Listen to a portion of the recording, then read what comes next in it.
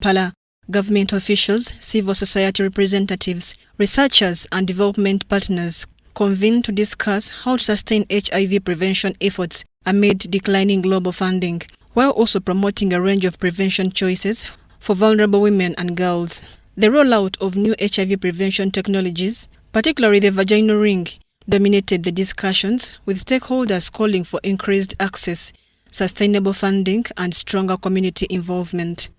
A discrete female-controlled HIV prevention method currently being rolled out under Uganda's broader HIV prevention strategy. I would like to actually inform us that this PrEP ring is actually safe and effective in preventing someone from getting HIV.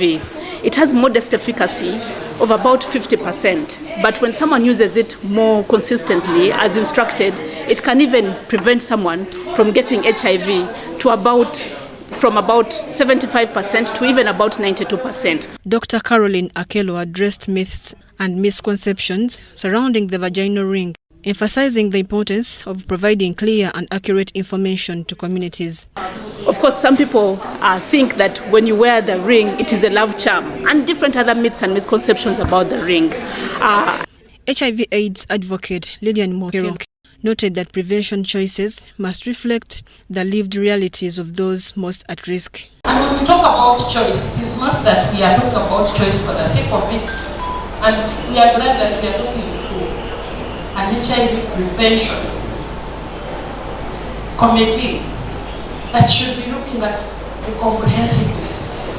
And if you don't get it in terms of choice. Promoters say the vaginal ring was designed to give women greater control over their own protection. So we know that with HIV prevention, you need multiple options.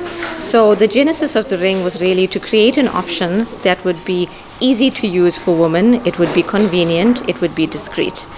So that is how we developed the Depiverine ring. The Ministry of Health says achieving the goal of ending HIV by 2030 will depend on a combination of multiple prevention methods.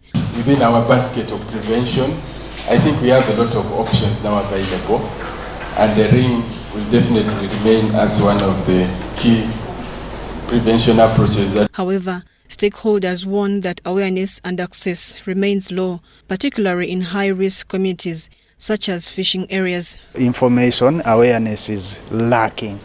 Information is more urbanized because people have TV, people have radio, but when you come to landing sites, there is no network, and the communication we use is really peer-to-peer. Uganda currently offers several HIV prevention options, including oral PrEP, injectable cabotegravir, the vaginal ring, and the 6-month injectable lenacapavir.